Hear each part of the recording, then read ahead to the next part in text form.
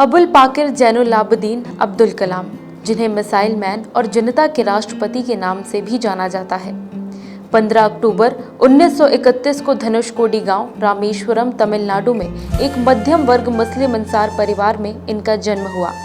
इनके पिता जैनुलाब्दीन ना तो ज्यादा पढ़े लिखे थे, ना ही पैसे वाले। इनके पिता मछुआरों को नाव किराए पर दिया करते थे।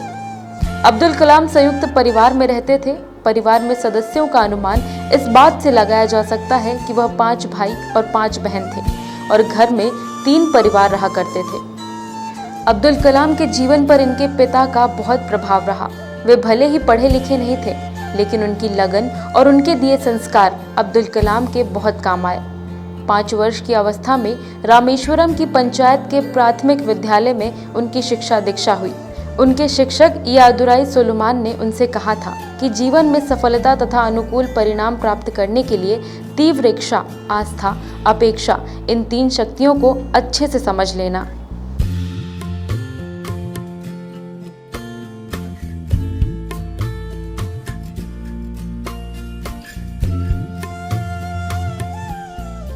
पांचवी कक्षा में पढ़ते समय उनके अध्यापक उन्हें पक्षी के उड़ने के तरीके की जानकारी दे रहे थे, लेकिन जब छात्रों को समझ नहीं आया तो अध्यापक उनको समुद्र तट ले गए, जहां उड़ते हुए पक्षियों को दिखाकर अच्छे से समझाया।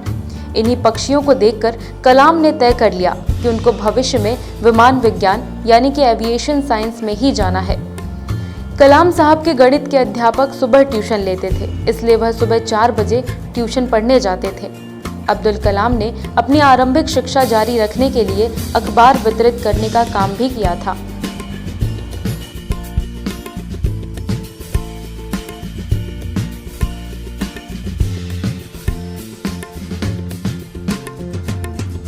कलाम साहब भारतीय गणतंत्र के 11वें निर्वाचित राष्ट्रपति थे।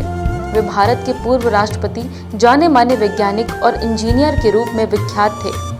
उन्होंने सिखाया था कि जीवन में चाहे जैसी भी परिस्थिति क्यों ना हो, पर जब आप अपने सपने को पूरा करने की ठान लेते हैं तो उन्हें पूरा करके ही रहते हैं। अब्दुल कलाम साहब के विचार आज भी युवा पीढ़ी को आगे बढ़ने के लिए प्रेरित करते हैं।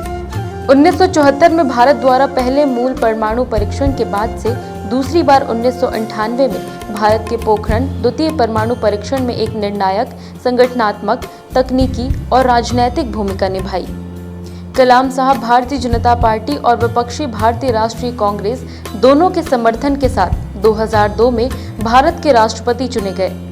25 जुलाई 2002 को संसद भवन के अशोक कक्ष में राष्ट्रपति पद की शपथ दिलाई गई। समारोह में प्रधानमंत्री अटल बिहारी वाजपेयी, उनके मंत्रिमंडल के सदस्य, कई अधिकारी उपस्थित थे। इनका कार्यकाल 25 जुलाई 2007 को समाप्त हुआ। वहीं 5 वर्ष की अवधि की सेवा के बाद वह शिक्षा, लेखन और सार्वजनिक सेवा के अपने नागरिक जीवन में लौट आए।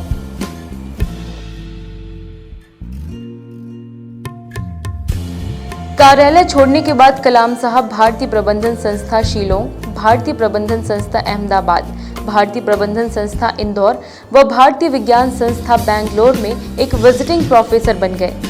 अब्दुल कलाम साहब व्यक्तिगत जिंदगी में बेहद अनुशासन प्रिय थे। कलाम साहब ने भारत रत्न, भारत के सर्वोच्च नागरिक सम्मान सहित कई प्रतिष्ठित पुरस्कार प्राप्त किए। इन्होंने मुख्य रूप से एक वैज्ञानिक और विज्ञान के व्यवस्थापक के रूप में 4 दशकों तक रक्षा अनुसंधान एवं विकास संगठन और भारतीय अंतरिक्ष अनुसंधान संगठन संभाला। वह भारत के नागरिक अंतरिक्ष कार्यक्रम और सैन्य मिसाइल के विकास के प्रयासों में भी शामिल रहे। साथ ही ने बैलिस्टिक मिसाइल के विकास कार्यों के लिए भारत में मिसाइल मैन के रूप में जाना जाता है। 2011 में आई हिंदी फिल्म आई एम कलाम में एक गरीब लेकिन उज्जवल बच्चे पर कलाम के सकारात्मक प्रभाव को चित्रित किया गया। वहीं 27 जुलाई 2015 की शाम अब्दुल कलाम भारतीय प्रबंधन संस्था शिलोंग में एक व्याख्यान दे रहे थे। तब उन्हें कार्डियक अरेस्ट यानी दिल का दौरा हुआ और वे बेहोश होकर गिर गए। लगभग 6:30 बजे गंभीर हालत में इन्हें बेथानी अस्पताल लाया गया, जहां 2 घंटे के बाद उनकी मृत्यु की पुष्टि की गई। अस्पताल के सीईओ जॉन साइलो ने बताया कि जब कलाम को अस्पताल लाया गया तब उनकी नब्ज और ब्लड प्रेशर साथ छोड़ चुके थे। अपने निधन से लगभग 9 घंटे पहले ही उन्होंने ट्वीट करके बताया था कि वह शिलोंग IIM में लेक्चर के लिए जा रहे हैं।